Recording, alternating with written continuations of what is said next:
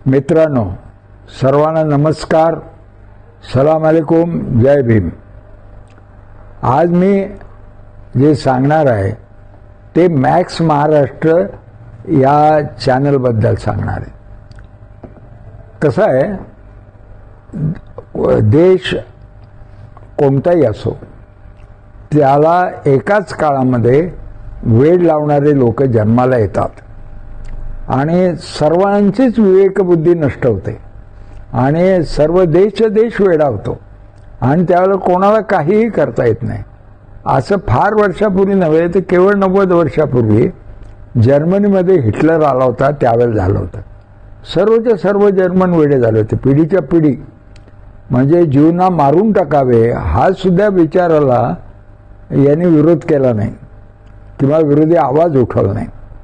सर्व विरोधी पक्ष नष्ट करून टाकले हिटलरने आणि हा जनतेमधून आला होता, हे लक्षात ठेवा. आणि त्याने लोकसभा जाळून टाकली, ड्युमा म्हणतात लोकसभेला, आणि त्याच्यानंतर सर्व वृत्तपत्र वगैरे ताब्यात घेतले आणि खोटं बोलण्यावरच हुकुमशाही चालत असते किंवा फॅसिझम.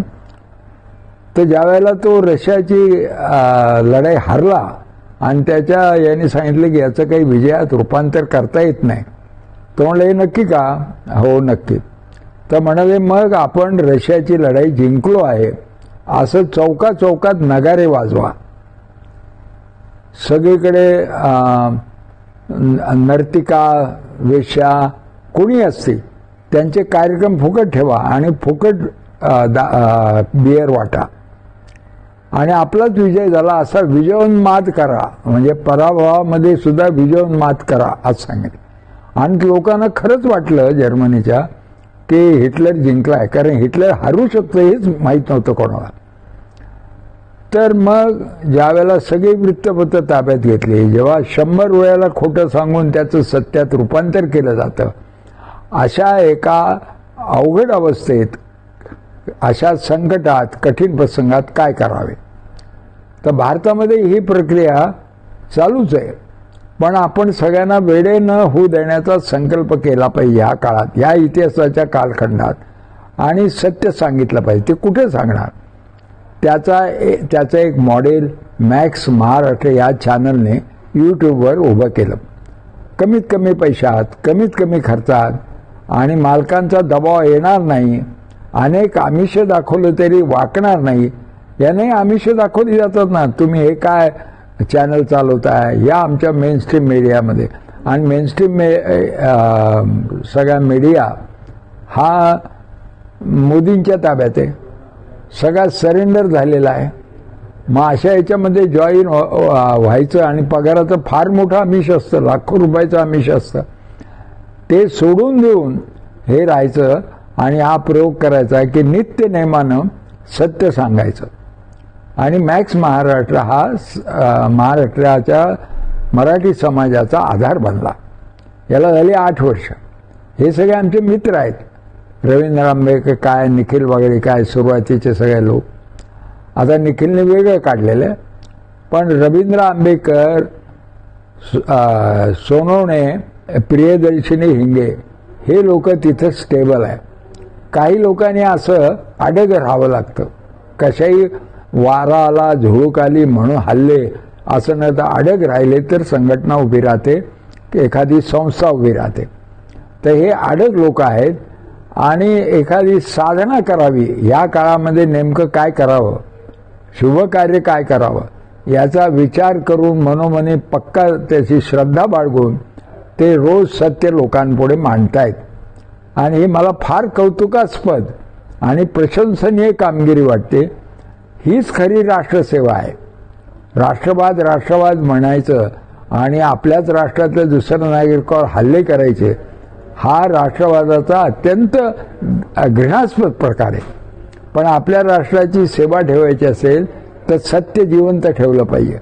सत्य चालतं, बोलतं, हलतं आणि प्रवाही करत राहिलं पाहिजे. तर मॅक्स महाराष्ट्र गेले 8 वर्षे सत्याला रोज उजाळा देत असतं, सत्याची प्रतिष्ठा रोज वाढवत असतं. आणि म्हणून त्यांना माझे अनेक आशीर्वाद आहेत, शुभेच्छा आहेत आणि त्यांनी हे कार्य पुढे चालू राहावं म्हणून आपण सर्वांनी त्यांना पाठिंबा दिला पाहिजे, त्याला मदत केली पाहिजे. आता हे त्यांच्यामध्ये बळ कुठून आलं असा मला नेहमी प्रश्न पडतो. तर महात्मा गांधींनी सांगितलेलं आहे की माणसाला सत्याचं बळ आणि सत्याकडे जाण्याचा अहिंसेचा मार्ग स्पष्ट केव्हा दिसतो, जेव्हा त्यांची राहणीमान त्यांनी साधं ठेवलं असेल, आपल्या गरजा कमी केल्या असतील तेव्हाच दिसतं.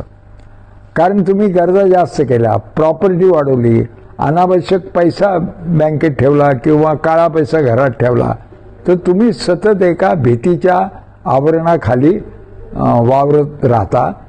सरकार कधी आपल्याला धाड टाकेल, कधी ईडी येईल, कधी CBI येईल, या भीतीमध्ये राहिल्यामुळे तुम्ही सत्य बोलत नाही, सत्य बोलण्याचं टाळता आणि असत्याची पूजा नकळत करू लागता. हे टाळण्यासाठी साधं राहण्याची आणि आपल्या गरजेपुरता मोबदला घेऊन काम करण्याची सवय लावून घेतली पाहिजे, तरच माणूस सत्यवादी राहू शकतो. मॅक्स महाराष्ट्र ह्या चॅनलनं सत्याची उपासना करता करता साधं राहण्याचा विचार केला, म्हणून त्यांचं सत्यवचन हे टिकून राहणार आहे. त्यांचा सत्यवचनीपणा हा अबाधित राहणार आहे आणि याचा मला फार आनंद आहे.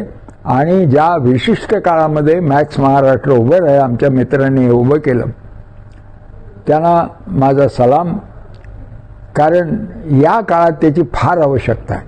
म्हणजे एरवी सुद्धा सत्य बोलणाऱ्यांची आवश्यकता आहे, छोटी छोटी सेंटर सत्य बोलणारी पाहिजेतच. पण आजच्या काळात गोदी मीडिया आहे, प्रसारमाध्यमं खोटं सांगतायत, सर्व काही लोकशाहीच्या समोर धोके आणि संकट आहेत आणि लोक धर्माच्या गुंगीखाली वेडे होण्याची शक्यता आहे. अख्खा देश वेडा करण्याची त्यांची कुवत आहे. आणि अशा काळामध्ये एक सत्याचा दिवा घेऊन सांगण्याचं व्रत हे लोक साधं राहून करतायत. हे लोक विकले जात नाहीत, याचाही एक मनामध्ये फार संतोष आहे. म्हणून त्यांना माझा पूर्ण पाठिंबा, पूर्ण शुभेच्छा आणि पूर्ण आशीर्वाद आहेत.